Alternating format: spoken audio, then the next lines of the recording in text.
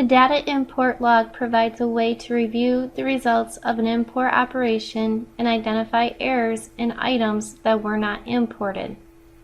From the File menu, select Utilities, then View Data Import Log.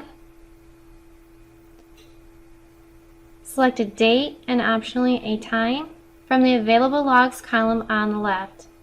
You have the following additional options in the log. You can select the Show Errors Only checkbox at the top of the window to make it easier to identify where errors occurred.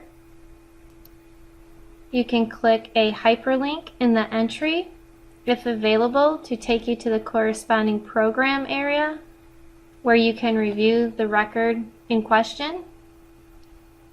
Click Print to print the log. When finished, click Close. And that's how you use the data import log.